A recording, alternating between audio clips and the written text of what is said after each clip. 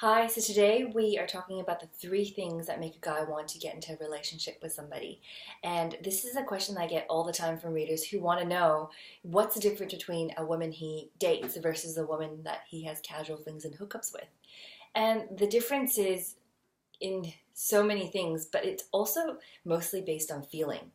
And it's a very abstract idea. So I've distilled it into three general things that make a guy want to commit. Of course, there's so much more to this, but if I were to summarize it in three things, this would be it. So one, it's he sees your life and he wants to be a part of it. So a lot of the men I've spoken to say it wasn't a feeling, it wasn't a moment that made them realize. It was just they realized they were living this life and sharing it with this woman and just realize that they wanted to be a part of it. And this comes from someone who's built a life on their own that they're totally content with, that they're a life that they're in love with. And in turn, it makes a guy want to say, wow, I want to be a part of that. So that's number one. And to action this is really just to live your life and design a life that isn't dependent on a guy. So I think a lot of women I see, especially in their early 30s and 30s, they just think that once a man comes into their life, things will be so much better, things will fall into place and be complete. And you can't wait for someone to complete your life for you. It's your responsibility to create the best life you've got. So I think the qualities of a high-value woman who attract the good men are the ones who've got their shit together and can be happy and can live a life 100% happy without a guy. And it is a weight off a man's shoulders when you've already got this stuff together and you know how to make yourself happy. Sure, like men love to make women happy, but for them to feel the pressure of providing 100% happiness to their woman, it's a lot. It's a lot. And so when they see that you've got a life already that you love and they're just the icing on the cake, then it makes them think, oh, okay, well, this is something I can be part of. The second thing that makes a guy want to be in a relationship is probably how he feels about himself when he's in it. A lot of people, a lot of us, feel like we're just not enough.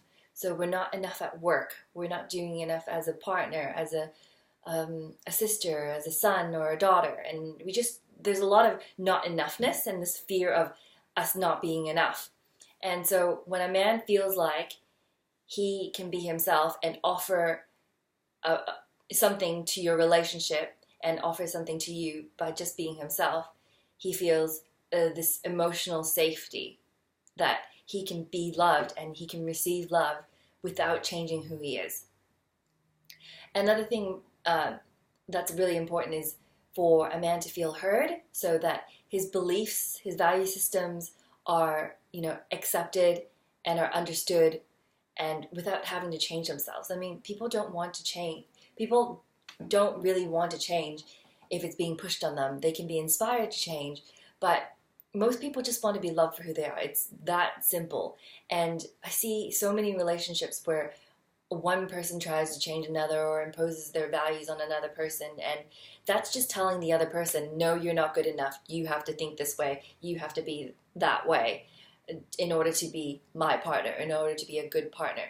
So that doesn't feel very safe for anyone. And so emotional safety is a very key thing, and it takes time to create. It takes time to build that connection and to create that safety, and it's something that I talk about in the program that I've got. But yes, that's a big part for him to feel good in that relationship.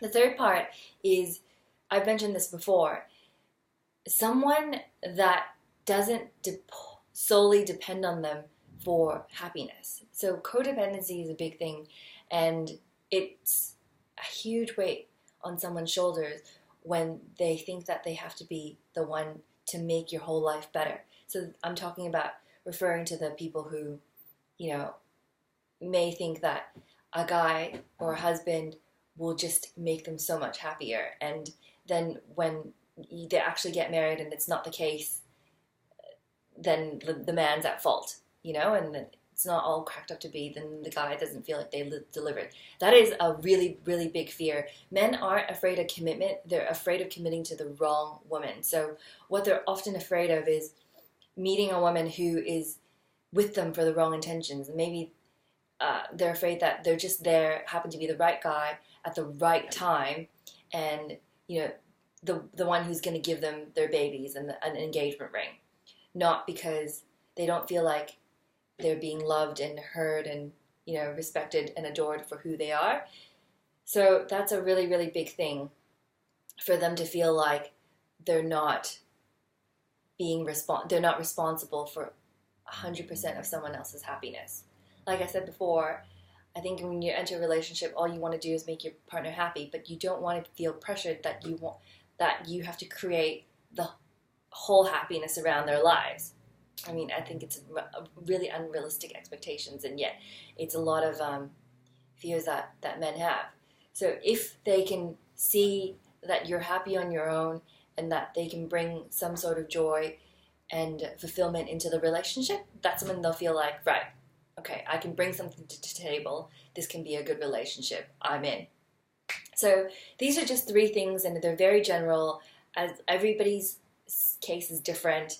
It all depends on their experiences with commitment, previous relationships. There are many, many things that make a guy want to commit at a certain time.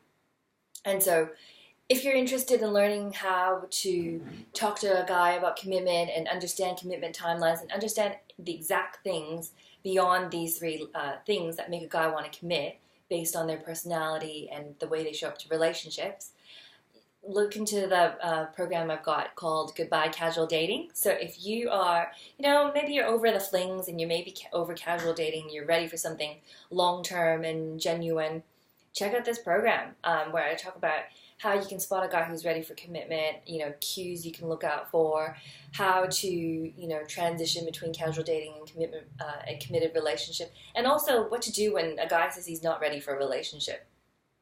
So I hope you enjoyed this video. I hope it was helpful to you. If you're interested in learning more, I've got lots of articles on my website called 30 Ever After. I'll leave a link below.